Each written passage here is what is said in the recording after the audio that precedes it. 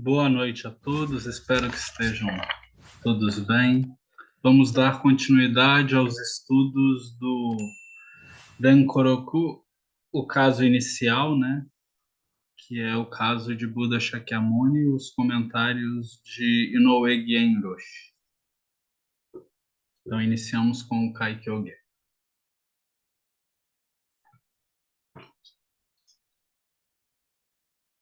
Kaikyoge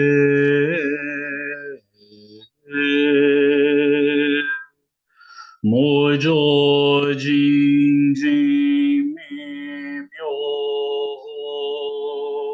Yaku Senman Gonan Sogo Gakon Kenmon Tokujuji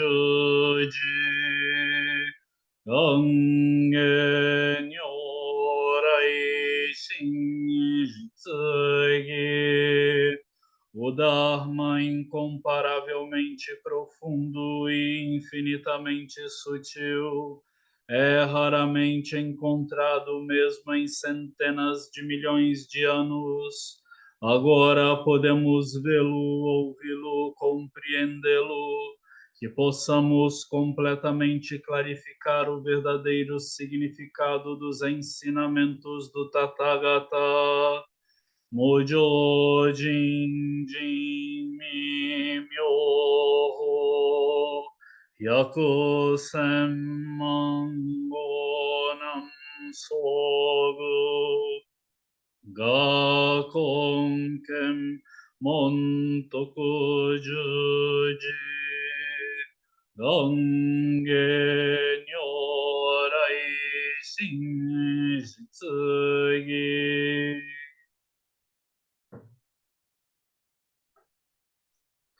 Então, boa noite, espero que estejam todos bem, com saúde. Dando continuidade ao Denkoroku, o registro sem forma da transmissão da iluminação, um comentário contemporâneo sobre o Denkoroku de Keizan Zenji. Comentários de Inoue Genroshi, a tradução para o inglês foi de Daigaku Hume e Keiko Omae, e a tradução para o português por Choshin. Nós estamos trabalhando esse texto, já foi trabalhado o texto principal em outro vídeo, que a gente pode linkar aqui em algum local deste vídeo. Antes de começarmos, peço para que vocês deem like, compartilhem, nos ajudem nas nossas redes sociais, por favor. Então, dando continuidade ao texto, na página 5, no terceiro parágrafo, né, dos comentários de Inoue Genroshi. Já estamos trabalhando os comentários ao texto principal. No caso, são os comentários ao caso raiz. Eu só vou retomar um parágrafo anterior para a gente dar continuidade à linha de pensamento de Inoue Genroshi. Genroshi ele vai colocar da seguinte forma, né? Como eu disse recentemente, ninguém está ciente do seu próprio nascimento. Ninguém sabe que nasceu ou o mundo em que nasceu. Ninguém sabe sobre o mundo que nasceu junto com ele. Ninguém sabe que está vivo. Essa é a nossa natureza essencial. Essa não é uma questão que seja pensada. Isso é como somos antes do pensamento. Ou seja, antes do pensamento discriminatório, que discrimina as coisas, né? É apenas por acontecer de termos a mente consciente que transformamos todas essas realidades em ideias. E aí, Inoue Genroshi, ele vai ser muito claro, né? É, as coisas, elas estão aqui se manifestando o tempo todo, né? Então, esse copo que eu mostro para vocês, ele está se manifestando na cor azul, por um exemplo, né? Então, independente da minha vontade desse copo se manifestar, ele está aqui. Só que a minha percepção equivocada da realidade, ele vai ver esse objeto copo, esse fenômeno copo, como algo separado de toda a realidade. Ele vai ver esse fenômeno Shoei, que está falando com vocês agora, como algo separado. Porque a nossa mente consciente separa as coisas, a nossa mente discriminatória separa as coisas, né? Separa a percepção das coisas. Como agora eu estou fazendo com que a água volte a fazer parte do meu corpo, né?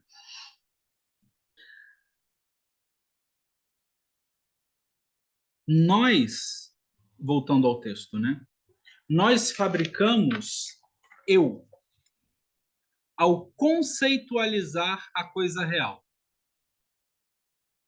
E o sonho do eu se inicia. Começamos a viver em pensamento. Uma vez que o sonho começa, nós fabricamos um mundo inteiro usando o sonho, que é feito de pensamentos. Essa é a condição atual dos seres humanos. Para todas as pessoas no mundo, com exceção daqueles que realmente conhecem o caminho de Buda, não há nada que possam fazer sobre si mesmos. Se as pessoas não conhecem sua natureza essencial, sua real natureza, então é impossível para elas se salvarem. Tão grande problema permanece. E é interessante, né? É impossível para elas se salvarem, né? Isso, como eu disse na vez passada, né? Isso me lembra aquele poema que a gente recita no final dos períodos de zazen diários, né? No último período de zazen a gente recita: os seres são inumeráveis, faço o voto de salvá-los, né? Talvez o sentido aqui seja muito parecido, né? Mestre Noe Genroshi, ele está nos lembrando de que é possível salvar todos os seres, né? Mas se as pessoas não conhecem a sua natureza essencial, então é impossível para elas se salvarem. Ou seja, só é possível salvar todos os seres quando conhecemos a nossa natureza essencial. E nós salvamos todos os seres do quê? Da ignorância, da forma ignorante que a gente interage com tudo, né? Então nós salvamos a todos os seres da nossa própria ignorância em relação a como nós vivemos e como nós interagimos com o mundo. E aí ele dá continuidade, é a partir daqui que nós, de fato, começamos o nosso encontro de hoje, né? E aí ele continua, né? O Buda Shakyamuni também observou que apenas a mente consciente, ou seja, a mente discernidora e conhecedora, permanece. Ele estava acostumado a usar unicamente a mente consciente para focar e lidar com as coisas. Mas agora ele compreendeu que esse não é o caminho correto. Ele, portanto, jogou fora a mente consciente, né? E tem uma nota aqui que diz: ele deixou de ouvir o que a mente consciente dizia, né? Quando a gente pensa assim, ele jogou fora a mente consciente, ou seja, ele deixa de dar importância a essa mente consciente, né? E aí Uroshi, aí que tem um parênteses, né? Um colchetes que diz que Uroshi escreve na lousa os caracteres para os 6 órgãos dos sentidos e as 6 funções dos sentidos e os 6 objetos, 6 campos de objetos, né? E aí ele vai continuar. 5 deles se referem a ver as coisas com os olhos, escutar com os ouvidos, cheirar com o nariz, saborear com a língua e a sensação de tocar as várias coisas com o corpo. Em contraste a esses sentidos físicos, no entanto, há também algo chamado de mente.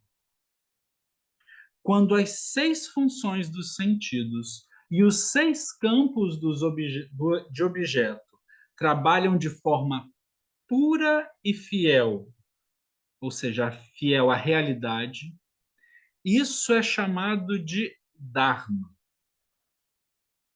Em oposição a esse Dharma está a interventora mente consciente.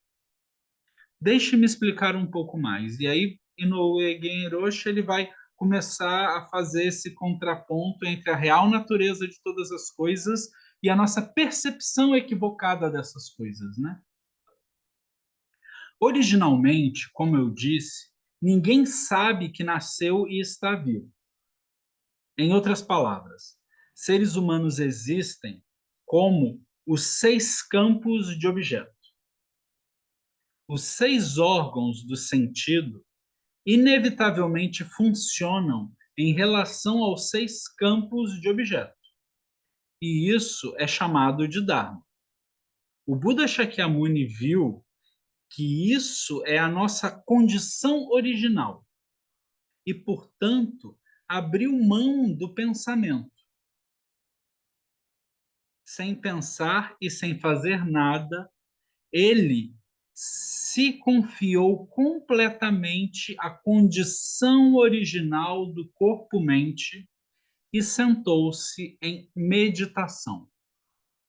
E aí Uroshi escreve na lousa os caracteres para Shikantaza, ou apenas sentar. E é interessante isso daqui, né? Inoue Genroshi, ele tá nos instigando e convidando a percebermos a real natureza da mente, né? A percebermos a real natureza de todas as coisas. E nós podemos fazer isso através da prática que Buda Shakyamuni fez, né? Através de Shikantaza. E a gente não precisa adicionar nada a isso, é muito simples. É só deixar as coisas funcionarem como elas funcionam.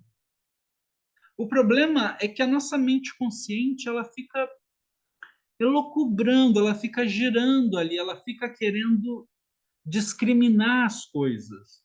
Ela fica querendo discriminar o que os nossos órgãos dos sentidos percebem em relação àquele sentido. Então, quando a gente pega o sentido da visão e aí eu mostro um copo azul,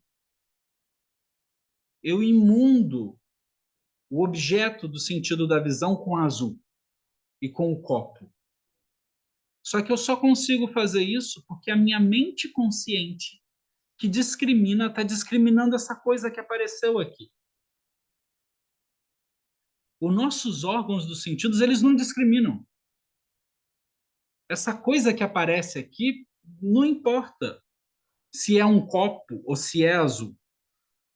Só que nós conceitualizamos copo azul. Originalmente, os nossos sentidos apenas percebem aquele objeto ou aquela coisa, digamos assim, e sem fazer nada, sem tocar, sem interagir com o objeto, eles percebem que aquilo é natureza Buda, que aquilo é manifestação da real natureza de todas as coisas. Só que como a mente consciente quer conceitualizar aquilo que aparece para a gente, e aí no caso eu estou usando o órgão da visão para isso, ela vai olhar e vai, deixa eu dar uma categoria para esse objeto, deixa eu dar um nome para esse objeto, deixa eu dar um estado permanente para esse objeto que está se manifestando na minha frente agora. Então isso daqui é copo e azul, porque eu decidi isso. E aí tem esse eu decidindo as coisas, né? Então, Buda Shakyamuni, ele apenas deixou as coisas se manifestarem, né? Então, voltando aqui a Inoue Genji, né? O Buda Shakyamuni viu que isso é a nossa condição original, né? De perceber as coisas como elas realmente são. E, portanto, abriu mão do pensamento discriminatório, né? Sem pensar e sem fazer nada, ele se confiou completamente à condição original do corpo-mente e sentou-se em meditação. E aí, voltando, né, Orochi escreve na lousa os caracteres para Shikantaza, ou apenas sentar-se. Como eu disse, há a prática de Shikantaza, que é chamada de Zazen, ou seja, sentar-se em jhana. Quando o Buda Shakyamuni estava sentado em Zazen dessa forma, a mente consciente verdadeiramente morreu. E aí é importante a gente tomar um pouco de cuidado com essas palavras e tentar entender um pouco mais a fundo o que Inoue Genroshi está querendo falar aqui, né? Orochi apaga da lousa os caracteres de mente consciente.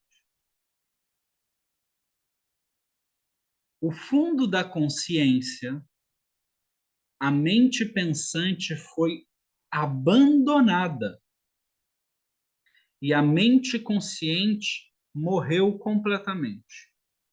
No caso aqui é extinguir, né? Foi extinto, deixou de existir em uma manifestação separada. O fundo da consciência, ou seja, a mente pensante que categoriza, que separa, que divide as coisas, né?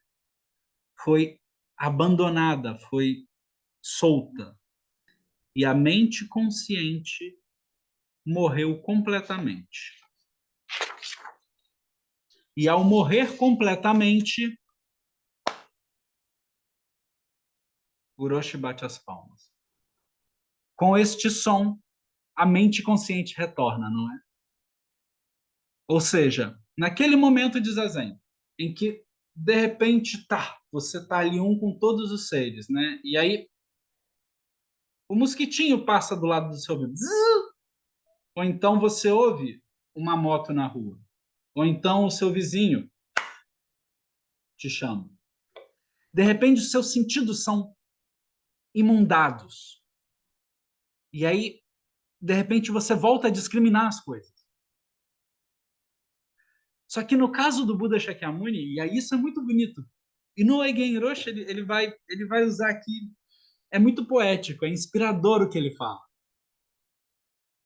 No caso do Buda Shakyamuni, a luz da estrela da manhã atingiu seus olhos. Naquele instante, subitamente percebeu um mundo que é verdadeiramente um, já que ele não estava ciente da unicidade. Ou seja, até aquele momento, Buda Shakyamuni não estava consciente, não entendia de fato a unicidade de todas as coisas. Mas quando ele abandona esse pensamento discriminatório, quando essa mente discriminatória morre por um instante e de repente ele é inundado pela luz da estrela da manhã, isso é muito poético, que entra nos seus olhos, de repente ele vê. Ou seja, a real natureza de todas as coisas está se manifestando o tempo todo e está inundando os nossos órgãos dos sentidos, os nossos 6 sentidos. Só que a nossa mente discriminatória não permite que vejamos de fato a real natureza de todas as coisas. Quando Buda Shakyamuni abandona essa mente discriminatória e essas coisas que estão se manifestando o tempo todo, invadem seus órgãos dos sentidos, e aí, no caso, foi a luz da estrela da manhã que entra em seus olhos, ele, de repente, ele vê. Ele vê o que ele não estava vendo. E aí, Noe Genroshi continua, né? Pela primeira vez, ele alcançou a sua verdadeira natureza, que é completamente intocada pela vida consciente humana. Isso é, o Buda Shakyamuni viu a estrela da manhã e despertou para o caminho. Ele penetrou na origem de todos nós. Ele então soube que todos estavam na mesma condição em que ele estava. Ele completamente entendeu que não apenas o Buda Shakyamuni, mas que todo o mundo era assim. Ou seja, que não percebia a real natureza de todas as coisas e que, ao soltar essa percepção equivocada da realidade, passa a ver as coisas como elas realmente são. É por isso que essa é a libertação de todos os seres sencientes. Ou seja, por essa razão, todo o poder visto em termos mundanos é inútil para penetrar essa questão, que é a grande questão. Isso é algo que eu gostaria que vocês estivessem cientes. E Genroshi continua. Depois de o Buda Shakyamuni viu a estrela da manhã e despertou para o caminho, é dito: eu, junto com a grande terra e os seres sencientes, simultaneamente alcançamos o caminho. Depois de sua iluminação, de seu despertar, ele realizou. E aí, entre aspas, né? Seria, agora nesse caso, Buda Shakyamuni refletindo sobre essa situação, né? Entendo. Tudo está funcionando em tão perfeita harmonia que não há necessidade de lutar como eu venho fazendo até agora.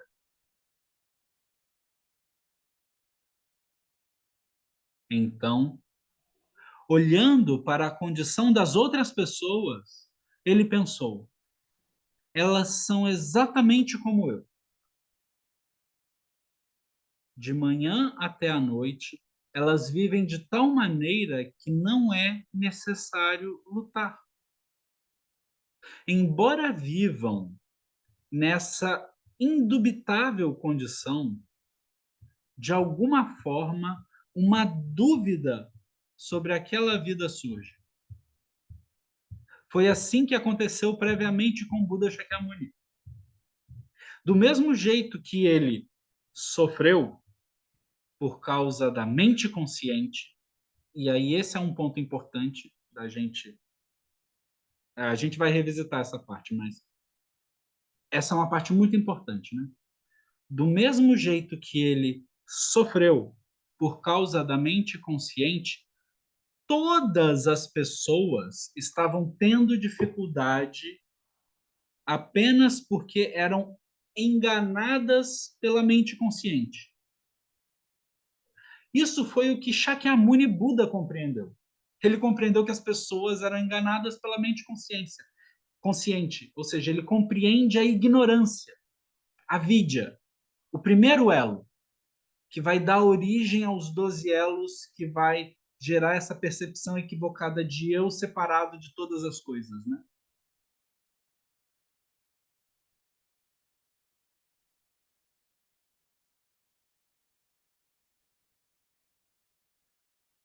Do mesmo jeito que ele sofreu por causa da mente consciente, todas as pessoas estavam tendo dificuldade apenas porque eram enganadas pela mente consciente. Isso foi o que Buda Shakyamuni compreendeu.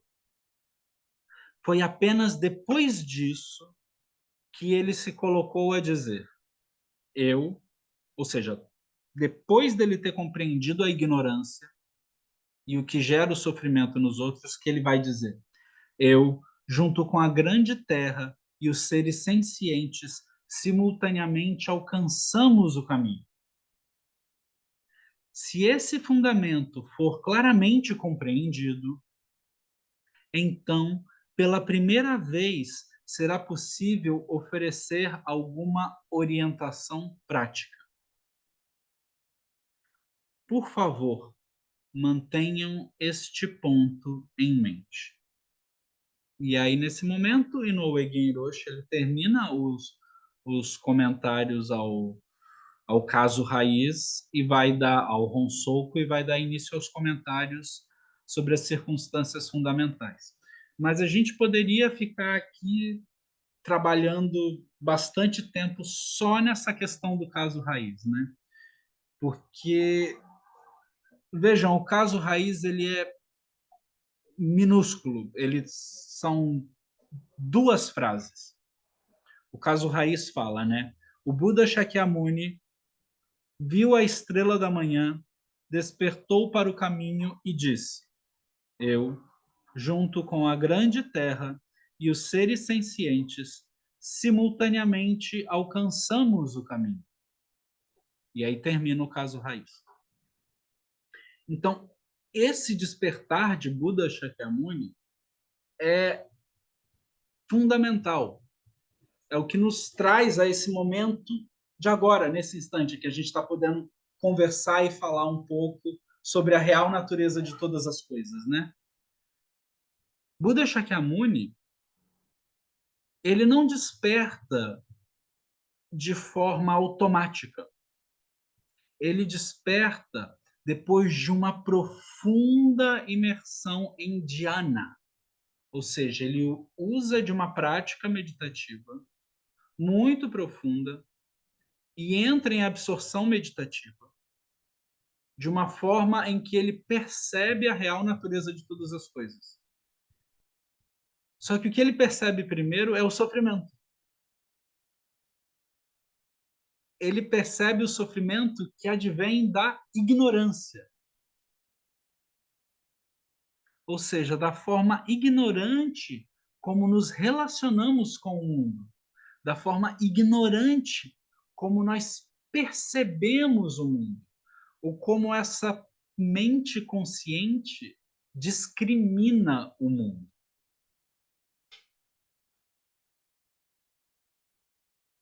E só depois disso, só depois de perceber a ignorância que a gente está imerso e perceber que todos os seres estão imersos nessa ignorância, é que Buda Shakyamuni vai dizer: eu, junto com a grande terra e os seres sencientes, simultaneamente alcançamos o caminho.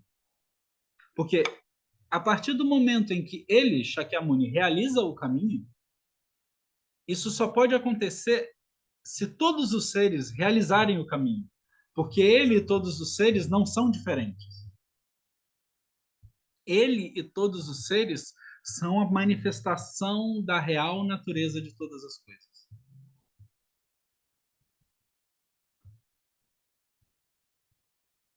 E Inoue Genroshi continua, né? Agora iniciando os comentários às circunstâncias fundamentais. A gente está na página 6. Então, Inoue Genroshi inicia assim, né? O Buda Shakyamuni pertencia ao clã Suryavansa, nas terras ocidentais. O clã Surya significa que ele era filho do sol. Esse era o seu sobrenome. Ele, portanto, nasceu numa linhagem nobre. Aos 19 anos de idade, contudo, uma dúvida surgiu em sua mente. A respeito disso, é justo dizer que isso já vinha se desenvolvendo há algum tempo. Sua dúvida dizia respeito a questão do que deveria ser um ser humano. E essa é a grande questão, o Daide. Como é possível viver uma vida verdadeiramente realizada? Essas questões permaneceram com ele onde quer que ele estivesse, fazendo o que fosse em qualquer momento do dia. Não havia como ele evitar pensar sobre essas questões. Finalmente, incapaz de encontrar paz de espírito, ele saiu discretamente do palácio à meia-noite, escalou o muro externo e fugiu para a montanha Dandaka, na direção dos Himalaias. Lá, raspou a cabeça e barba e instruiu seus servos a retornarem ao palácio com seus cabelos e a notícia do que ele tinha feito. E aí nós temos o nosso príncipe tomando uma decisão muito difícil, que é abandonar tudo que ele tinha, que tinham criado para ele, que ele de alguma forma também tinha criado, né? Então, só para contextualizar um pouco, né, o nosso amigo Shakyamuni, até esse momento, ele se chamava Siddhartha. E aí vamos às fofocas do Dharma. Brincadeiras à parte. O nosso jovem Siddhartha, um príncipe robusto, forte, bem treinado, versado nos Vedas, estudioso dos Upanishads, sabia toda as questões védicas e estudava a fundo, um homem culto, filho de rei, bem casado, com uma esposa bonita e com um filho que acabou de nascer. Mesmo assim, com todas essas coisas, e lembrando, era príncipe, né? Tinha palácio de primavera, palácio de verão, palácio de outono, palácio de inverno. Ou seja, tinha 4 casas, mais a casa do pai. Tinha tudo o que a gente podia querer ter. E mesmo assim, esse nosso amigo Shakyamuni, né? Esse nosso amigo Siddhartha, ele pergunta, né? Como é possível viver uma vida verdadeiramente realizada? Ou seja, todos esses bens materiais que ele tinha, toda essa riqueza, todo esse amor, porque ele era muito amado, né? Não só como príncipe, mas como filho, como marido, como pai. Naquele momento, ele era amado. Ou seja, ele não tinha problemas. E mesmo assim, ou seja, mesmo sem nenhum problema, né, herdeiro, ele se pergunta como é possível viver uma vida verdadeiramente realizada. E por causa dessa questão, né, é que ele vai querer saber, conhecer a si mesmo de forma profunda, né? Lembrando que, como ele era versado nesses estudos todos da sua época, e ele em determinado momento ele pede pro pai dele para conhecer o mundo, né? Porque ele vivia lá no meio desses palácios todos e ele não conhecia de fato o que era o mundo. E aí, quando ele pede para conhecer o mundo, o pai dele dá uma higienizada na cidade, digamos assim, né? Então, no primeiro momento ele vai lá e pede, né? Papai, quero conhecer como é que é aqui fora do condomínio Alphaville. Oh, não, a gente não pode falar o nome do condomínio, desculpem. Mas eu quero conhecer aqui como é que é fora desse local maravilhoso e perfeito que eu vivo.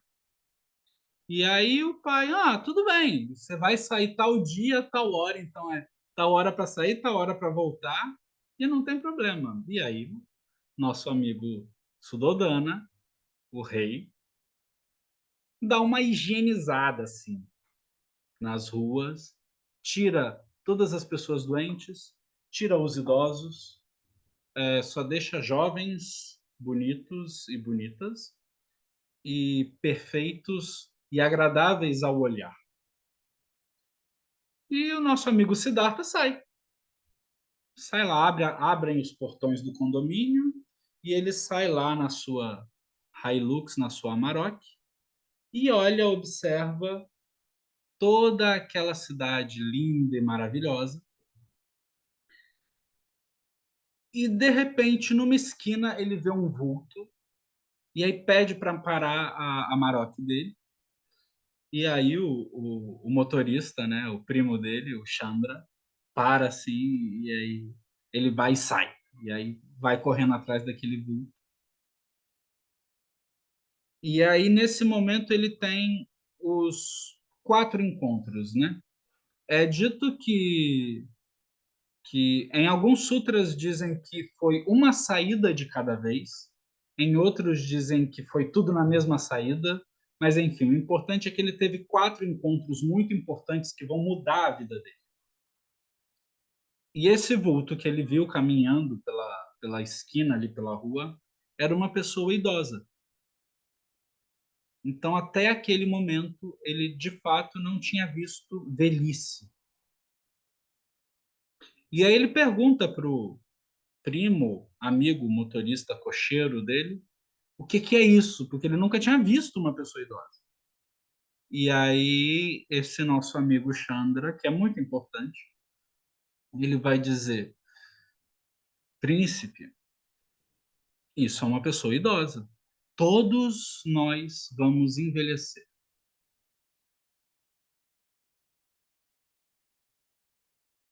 E aí, um pouco mais à frente, ele acompanha esse vulto e de repente ele entrando pelas ruelas que o pai não conseguiu higienizar, ele se depara com a doença. E quando os textos dos sutras dizem que ele encontra a doença, esse termo doença é um termo muito específico. Ele encontra pessoas com hanseníase. Ele encontra o que a gente chamava de forma pejorativa, né, de lepra. E aí vocês imaginam a hanseníase, se hoje é uma doença muito difícil, né, e que tem tratamento, imagina isso há 2.600 anos atrás. De fato, pessoas sem os pedaços, pessoas em sofrimento, em agonia. E aí ele olha aquela cena, que é uma cena muito chocante, né? Porque se você vive no palácio, cercado das coisas perfeitas, e de repente você vê que as pessoas podem não ser perfeitas, e aí ele pergunta para o nosso amigo Chandra o que era aquilo. E Chandra diz: bem, isso é a doença. Todos nós podemos ficar doentes.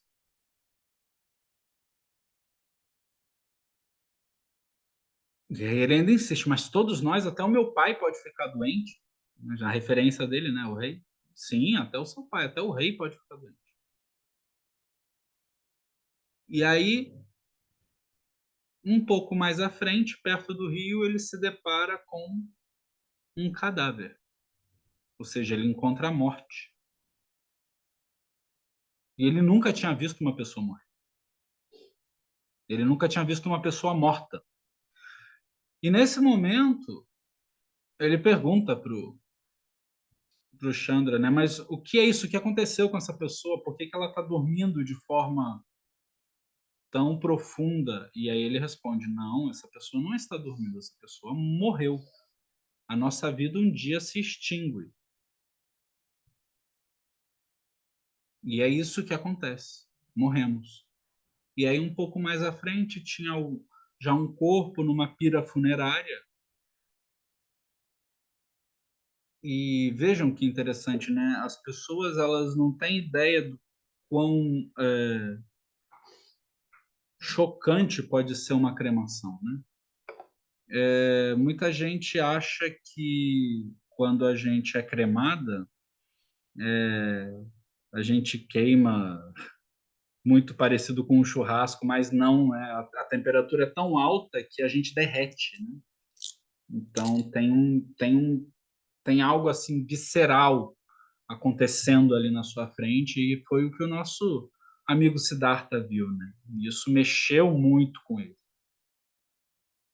E depois dele ter visto essas três coisas, né, a doença, a velhice, a doença e a morte, ele viu no meio do bosque, um pouco mais à frente desse local, né, ele viu um sadhu, né, ele viu um sramana, um retirante, feliz.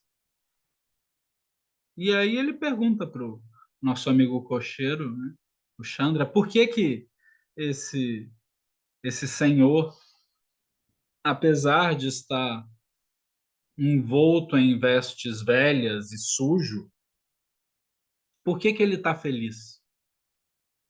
Né? E aí o nosso amigo Chandra diz que era um renunciante e que esse renunciante estava procurando uma forma de se libertar do sofrimento. E aí a gente fala desses quatro encontros, né, e da importância desses quatro encontros, porque isso é o que vai mover o nosso jovem Siddhartha a querer de alguma forma acabar com o sofrimento, seja, acabar com a ignorância, mesmo que nesse primeiro momento ele não tenha entendido exatamente o que gerava esse sofrimento, ele vai é isso que vai fazer com que ele procure o caminho. É isso que vai fazer com que ele treine e estude yoga e estude as práticas e pratique durante muitos anos, né? Não é uma coisa assim do dia para a noite, hoje me iluminei. Não, são anos de prática, né? Anos, muitos anos. E Buda Shakyamuni, esse nosso amigo, né, o nosso bom e velho amigo Gautama, ele é movido por isso, né? Por querer saber o que de fato deveria ser um ser humano. Como é possível viver uma vida verdadeiramente realizada, né? São essas questões fundamentais que vão mover o nosso amigo Siddhartha, né? Depois desse pequeno interlúdio, que não está no texto de Inoue Genroshi, ele continua, né? Depois disso, praticou austeridades por 6 anos. Naquele tempo, o Buda Shakyamuni não entendia a verdade e é por isso que ele seguiu inicialmente ensinamentos heréticos. E aí Genroshi continua, né? Dizer heréticos significa que os seus professores não eram budistas. Apenas isso. Eu não digo isso num sentido depreciativo. Ou seja, ele usa o termo herético ipsilítem, como o termo significa, né? Sem a carga que o Ocidente coloca no termo herético, né? E aí ele vai dizer: ele estudou com Alavalaka-lama, que era um grande professor de yoga daquela época, e Uddaka, que era outro grande professor, e outros, né? E outros professores. Porém, como eu mencionei anteriormente, Genroshi, né?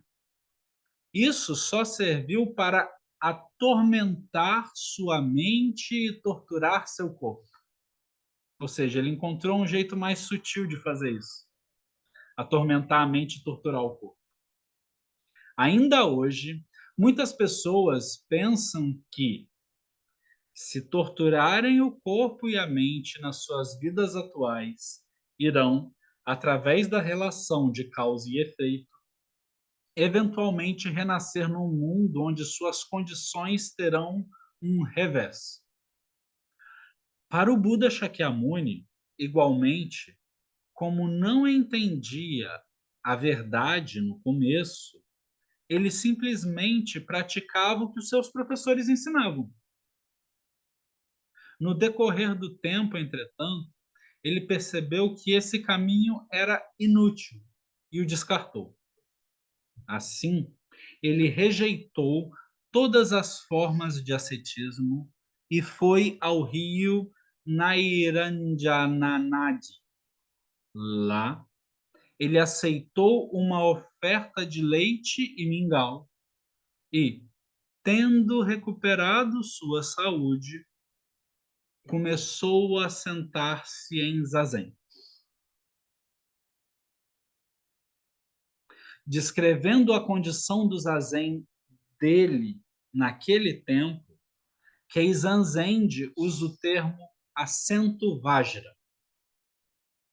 Essa expressão significa que ele se sentou com grande constância, sólido como uma rocha. Ele, de fato, se sentou resolutante, ou seja, ele se sentou focado em querer descobrir como acabar com o sofrimento. Ele se sentou focado em querer compreender a verdade natural de todas as coisas.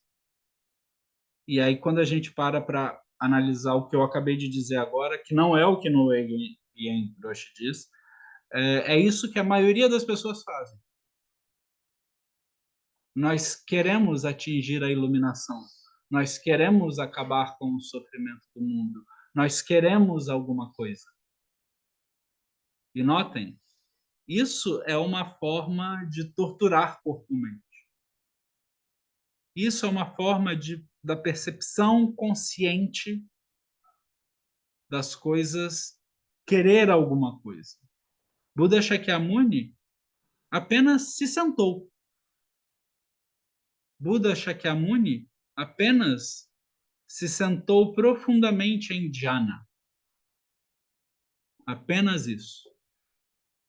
E apenas isso transformou completamente a vida dele e a nossa. Eu paro o texto hoje por aqui. Vamos conversar um pouco, compartilhar um pouco. Eu entendo que esse texto ele é bem denso. Temos muitas questões aqui que são possíveis de trabalharmos. Então, fica a critério de vocês. Temos aí um tempinho, vamos conversar. Boa noite, Hiroshi. Boa noite, Sangha. Uma dúvida, então. Eu tenho um pouco de dificuldade com esse termo, então eu queria entender um pouco mais como eu devo entender unicidade, ou como o que Hiroshi coloca, um mundo que é verdadeiramente um. Eu queria entender, eu queria saber como eu devo entender unicidade dentro do Dharma que ensina originação dependente. Obrigado. É uma questão muito boa. É uma questão muito boa. Unicidade. É, a gente tem que pensar que a gente tem um problema, e é o que eu sempre gosto de lembrar, né? O nosso problema no budismo é um problema de epistemologia, teoria do conhecimento. Aos filósofos de plantão aí, leiam Bachelard. Não façam isso.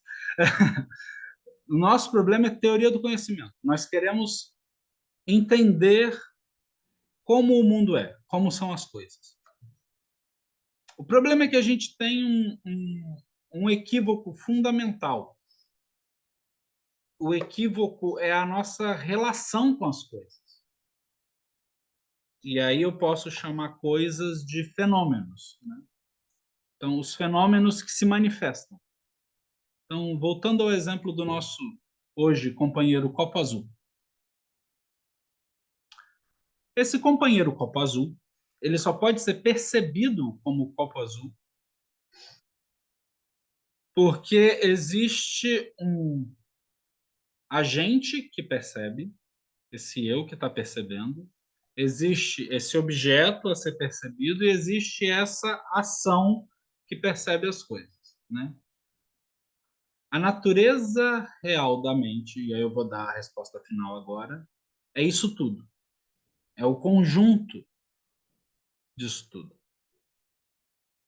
Só que a gente percebe isso como coisas separadas. Ou seja, a gente percebe o objeto como um objeto separado desse observador e a gente percebe essa ação do observador como algo separado do objeto e do observador.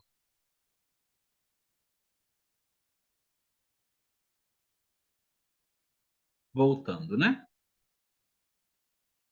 Todas as coisas, todos os fenômenos, para o budismo, eles têm três marcas, três selos. Na verdade, quatro, mas vamos trabalhar com três por enquanto. O primeiro é anicca. Nada é fixo e permanente, incluso esse copo azul. O segundo é anatma. Esse eu que observa o copo azul, que não é fixo e permanente, ele também não é fixo e permanente. Ele não tem uma natureza própria fixa e permanente. Ou seja, ele não tem atman. Ele tem anatman. Ou seja, essa natureza fixa e permanente, ela não existe nem mesmo nesse eu que observa esse objeto. Só que, como a gente não percebe isso, ou seja, essa mente consciente que está observando esse objeto e entendendo esse objeto separado desse eu que observa, ela não percebe que esse objeto, ela não percebe a resposta final da equação, ela não percebe que esse objeto, que esse eu que observa e que essa ação de observar, elas são a mesma coisa, fundamentalmente. Isso inicia a ignorância. Então, a ignorância, o primeiro elo, a vidya, ela surge aí, dessa relação dos fenômenos, com os fenômenos, ou com a nossa percepção equivocada de fenômenos individuais. Ou seja, budismo básico, né? Anicca, anatman, dukkha, que é sofrimento. Permeando tudo isso, de forma a englobar tudo isso, está nirvana, que é o quarto selo, que vai estar em todas as coisas, que é o despertar. Ou seja, todas as coisas são real natureza da mente, são real natureza Buda. Nada é separado. Esse copo aqui que eu observo e defino como copo, ele não pode ser separado desse eu que observa e desse ato de observar. Se a gente for pensar na teoria das oito consciências, né, a gente está falando aqui da oitava consciência, né? Então, que permeia a todas as outras. Então, a sétima consciência se dobra e observa a oitava consciência e faz com isso surgir a sexta consciência. E aí isso é a aula de budismo avançado. A gente não precisa tratar disso agora. A gente precisa entender que todas as coisas e todas as percepções das coisas e todos os seres que percebem as coisas sendo percebidas não são separados. Então, quando a gente pensa em unicidade, a gente está falando disso, dessa percepção da real natureza das coisas. Só que o problema é que a nossa percepção ela vem com um, um equívoco, né? A gente, como o nosso amigo Guien Roche fala, né? Quando a gente nasce, a gente não percebe exatamente a real natureza de todas as coisas. E por não perceber isso, a gente cria universos dentro de universos. A gente cria percepções dentro de percepções. E são percepções equivocadas. Então, o que a gente está fazendo aqui ao treinar é tentar ver as coisas como elas realmente são. E é disso que trata o despertar do nosso amigo Shakyamuni Buda, né? É de trabalhar nessa unicidade. Então, vejam, Buda Shakyamuni desperta para o sofrimento. Ou seja, ele percebe o sofrimento. Ele percebe que ele e todos os seres, está todo mundo sofrendo, está todo mundo no mesmo barco. Porque ninguém consegue perceber a real natureza das coisas. Então, ele abandona essa mente consciente, ele deixa essa mente consciente morrer. Só que a gente tem que ter cuidado com esse termo, porque ele pode ser interpretado de forma equivocada, né? Então, vamos aqui trabalhar com ele abandona essa mente discriminatória. E ao fazer isso, ele está ali com todos os seres. E aí, ele estando em unicidade pleno com todos os seres, os fenômenos eles vão continuar se manifestando. E aí a estrela da manhã sobe e entra em seus olhos. E aí ele percebe que ele está com todos os seres, que ele, a luz da estrela da manhã, a grande terra e todos os seres simultaneamente alcançam o caminho. Por quê? Porque ele percebeu a real natureza de todas as coisas. Ele se libertou da sua própria ignorância. E ao perceber a real natureza de todas as coisas, ao perceber essa unicidade, e essa é uma palavra interessante, ser com todas as coisas, ele desperta para o caminho. Ele alcança o caminho, ele realiza o caminho. Ele E a gente tem que ter cuidado com a palavra iluminar. Ele se ilumina, né? A palavra correta e ideal é alcançar ou despertar, né? Bodhi tem a ver com isso, com acordar, com o ato de acordar. Ou seja, com o ato de sair daquele sonho, de sair daquele mundo ilusório que foi criado através dos seus pensamentos. Então, quando a gente fala de unicidade, a gente está tratando disso. Não sei se eu te respondi exatamente, Choshin-san, mas eu acho que a gente pode brincar um pouco com isso, né?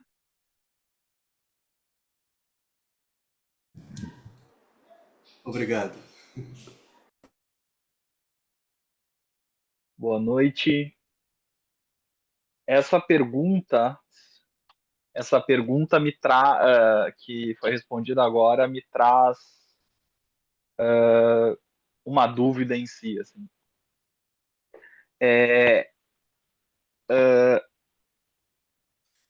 A explicação, ela me pareceu um pouco aquele esquema das três naturezas dentro da tradição Yogacara, né?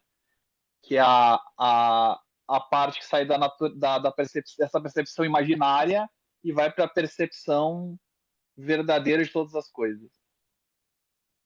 No meio, a gente tem a percepção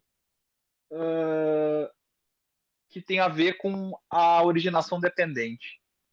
Essa percepção da originação dependente, ela, em teoria, eu acredito que ela implique, até certo modo, numa multiplicidade. Só que existe então aí um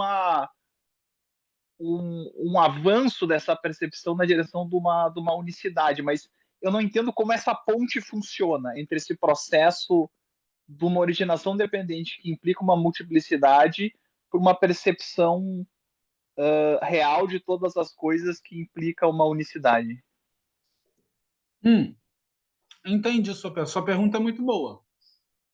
É porque a gente não pode esquecer que a originação dependente ela só funciona, ela só está aí por causa do samsara. Então, a originação dependente ela vai dar origem ao processo como nós percebemos o universo, as coisas. Então, ela é realmente, você trabalhar com a originação dependente, ela vai me remeter a uma multiplicidade das coisas, né? Ou seja, aí você vai vendo elo por elo, né? Elo por a ignorância vai gerar não sei o que vai gerar não sei o que vai gerar... Eu não lembro os 12 elos de cabeça, eu não sou enciclopédia budista, a gente pode abrir aqui o Wikipedia rapidinho para ver cada um dos elos, né? 12 elos, vamos lá. Vamos fazer isso ao vivo, né, para mostrar que eu não sou enciclopédia budista. 12 elos da originação dependente. Muito bem, achamos. Então, depois de uma prévia consulta à internet, para isso temos a tecnologia ao nosso favor, nós temos aqui os 12 elos, né? Ou seja, os 12 elos de originação dependente das coisas, né? Ou seja, que são os 12 nidanas, o termo em sânscrito. O meu sânscrito não é bom, mas vamos lá. Primeiro é a avidya, a ignorância, né? A forma ignorante como nós percebemos a realidade. Essa ignorância vai gerar as formações mentais, né? Ou seja, a partir da forma ignorante que percebemos a realidade, essa percepção ela vai formar objetos na nossa mente. E essas formações mentais vão formar as consciências. E a partir dessa consciência, nós vamos gerar nome e forma. Ou seja, nós vamos dar nome e forma às coisas, né? E esse nome e forma, tanto as coisas quanto a mente e o corpo, eles vão estabelecer as bases dos sentidos, que é olhos, ouvidos, nariz, língua, corpo e mente. E quando as coisas entram em contato com essa percepção equivocada, elas vão gerar impressões e estímulos nessas bases dos sentidos. Essas impressões e estímulos nas bases dos sentidos vão gerar sensações. Essas sensações vão gerar os desejos, ou a sede, né, a vontade. Esses desejos vão gerar apego e aversão. E ao gerar esse movimento de apego e aversão, a gente gera, e a gente já está no 10º elo, que é bhava, que é o ser, que é um ser que está querendo se apegar ou ter aversão a alguma coisa, né? E a partir desse processo de bhava, de apego e aversão que vai gerar esse ser, a partir desse ser vai acontecer jati, que é nascimento. E de jati, né, de nascimento, vai ter a percepção de velhice e morte. Então esses são os 12 elos. Só que esses 12 elos, eles implicam realmente nessa multiplicidade, né? Como o Genpo-san colocou. Porque é uma percepção, é um caminho de percepção da realidade, né? Então, quando nós de alguma forma, trabalhamos, entre aspas, com esses 12 elos, o que a gente está fazendo é trabalhar com a forma que o samsara se manifesta. A gente entende a forma de manifestação das coisas, né? Seria uma epistemologia um pouco mais refinada, mais sutil. Porque aquele objeto ele vai se manifestar, ou seja, esse objeto copo, ele vai surgir lá da ignorância, porque ele vai surgir da minha percepção equivocada de copo. Ou seja, a minha percepção equivocada da real natureza das coisas. Por eu ter uma percepção equivocada que vai nascer de avidya, da ignorância, eu não vou ver esse copo como esse copo realmente é. E eu posso até nominá-lo como copo. Eu posso até perceber a formação desse ser copo e perceber a sua transitoriedade. Só que enquanto eu classificar copo, como algo separado de Shuei, eu vou ainda, de uma forma sutil, não estar vendo a real natureza das coisas. Porque quando eu vejo a real natureza das coisas, e isso é fácil definir com seres, né? Eu, o coelhinho, a minha cachorrinha, a minha vizinha, o meu vizinho, o extraterrestre ou esse mosquito que acabou de entrar na minha boca, somos todos seres vivos que pertencemos à real natureza de Buda. Só que o copo também é a cortina, esse ar que a gente está respirando, esse vírus que tem gente que nem diz que é ser vivo, mas tá por aí, né? Ser senciente de alguma forma ou querendo alguma coisa, não sabemos.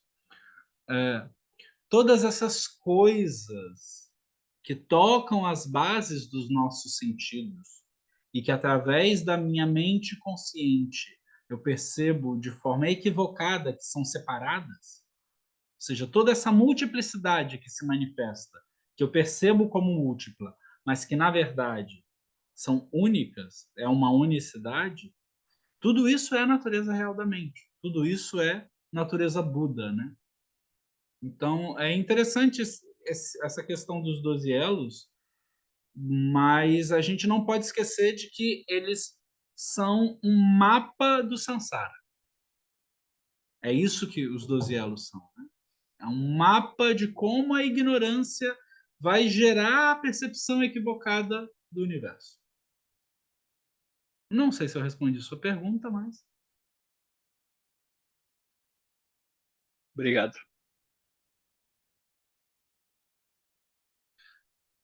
Ariu Shinsan levantou a mão ali, tá com a mãozinha levantada. Diga. Tá sim, tá aparecendo para mim. Tá aparecendo para todo mundo, deve estar isso online, todo mundo tá... Aí o editor coloca a tela cheia assim, para ver aqui, ó, tem uma mãozinha ali, ó, levantando, inclusive perto da mão dela. Essa mão? Isso. Você não quer perguntar nada?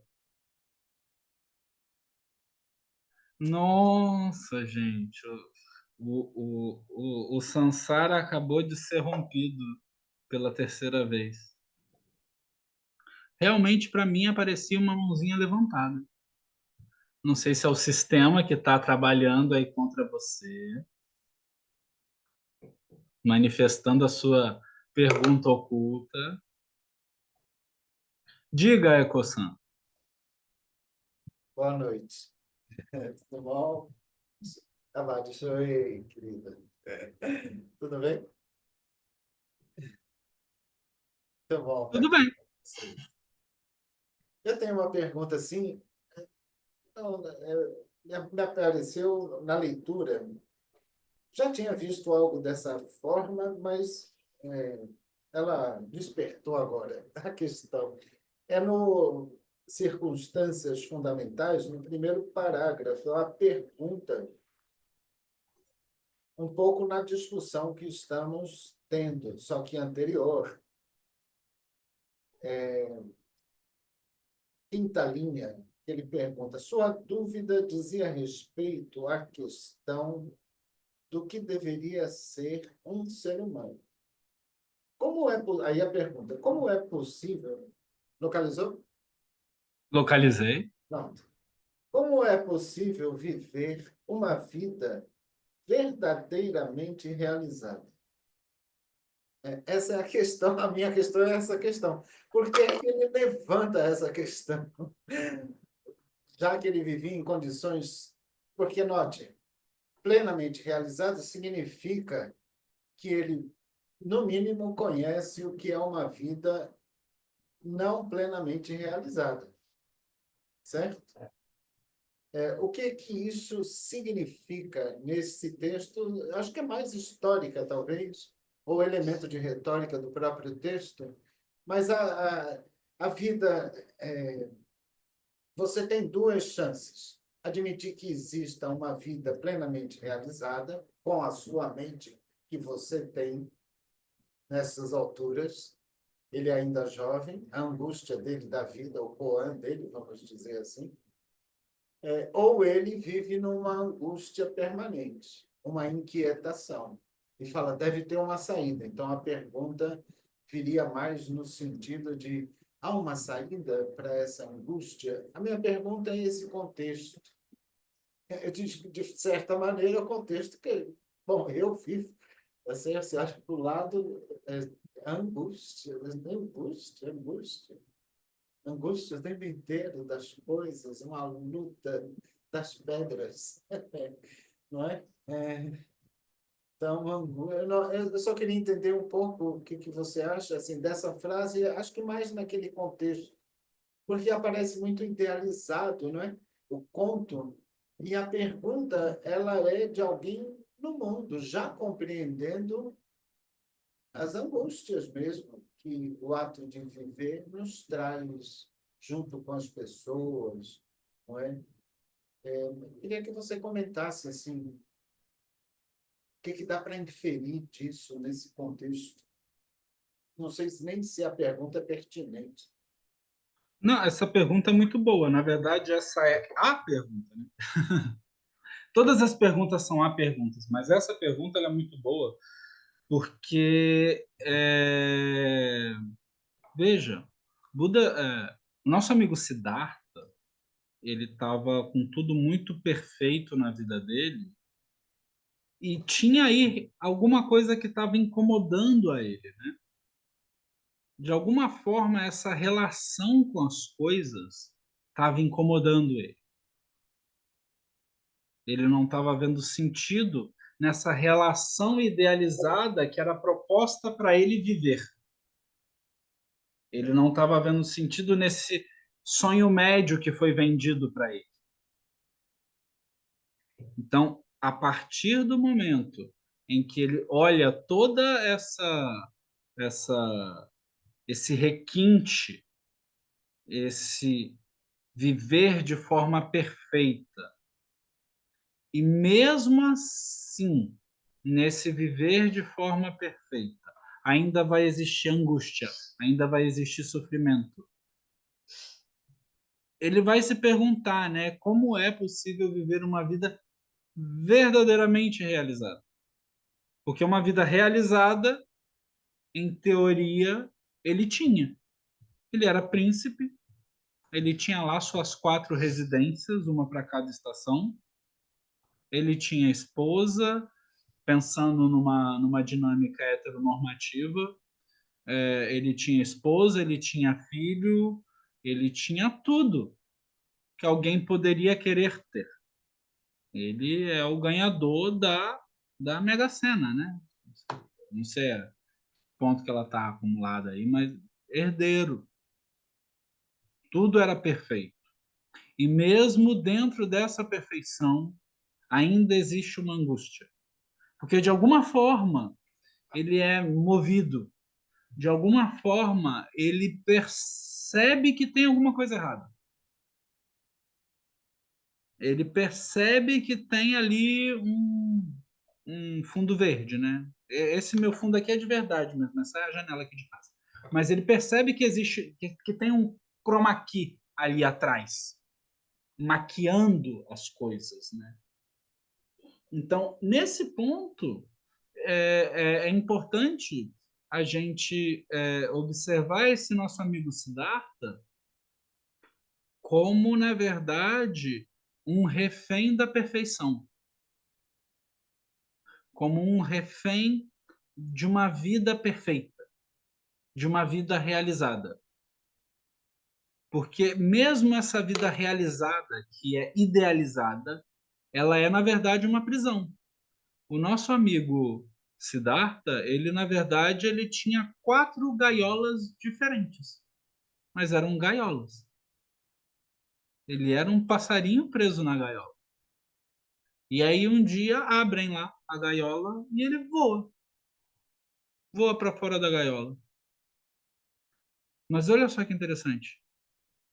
Mesmo ele tendo esses 4 encontros, ele volta para a gaiola. Ele volta para a casa do pai. Mesmo encontrando essas 4 coisas, né? A velhice, a doença, a morte e o retirante, uma pessoa que opta por sair do caminho, ele volta para o palácio. E ele volta para o palácio, para essa vida perfeita, para essa vida realizada, e é dita na lenda, né, que ele encontra o filho que nasce. E aí ele dá o nome do filho de Harula, que é filho do meu sofrimento. Esse é o significado de Harula, o nome do filho dele, né? E depois desse momento dramático, ele, não é possível. Putz, eu coloquei mais um ser no mundo para sofrer, para viver em ignorância, para viver essa maquiagem, essa coisa aqui equivocada. Então eu tenho que encontrar a verdadeira felicidade, né? Uma vida que é verdadeiramente realizada. Eu tenho que ir para além disso. Eu tenho que me aprofundar, eu tenho que perceber realmente o que está por detrás disso. Então, esse momento de angústia é que vai levar a isso, né? Então, essa pergunta é uma pergunta muito boa, é uma pergunta muito, muito importante, né? Eu acho que a gente devia, sei lá, colocar nos portais das nossas casas, né? Assim, escrever nas nossas ruas, pendurar em bandeiras nos nossos postes. Como é possível viver uma vida verdadeiramente realizada? E olhar para as coisas, né?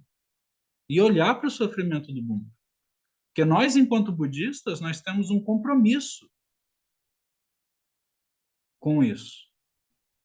O nosso compromisso é olhar a ignorância e extinguir a ignorância. Primeiro, a nossa própria ignorância.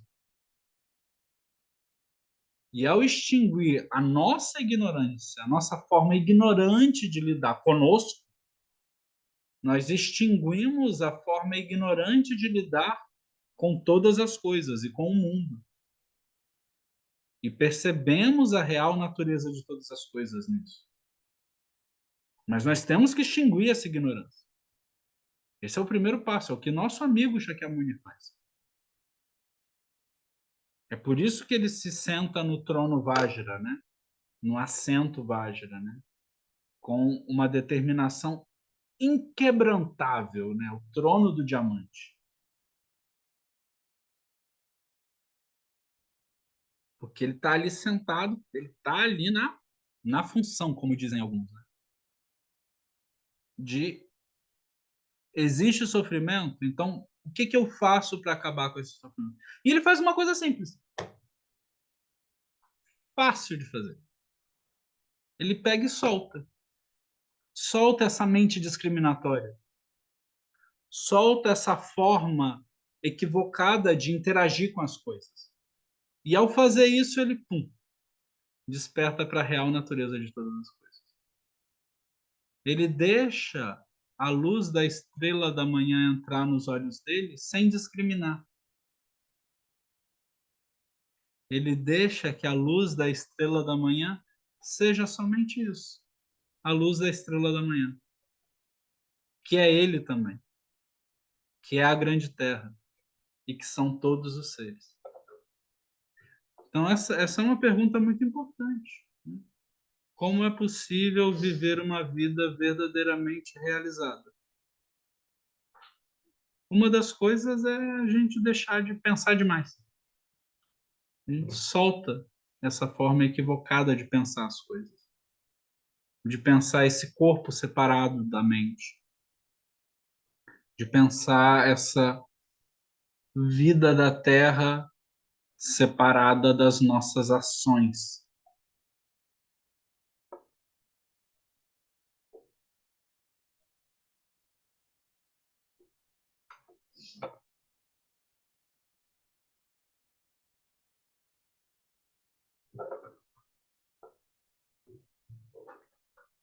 Bem, muito obrigado a todos.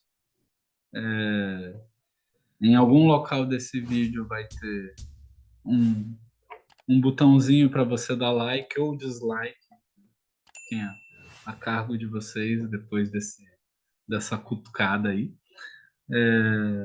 Nos encontramos na próxima semana para dar continuidade ao texto.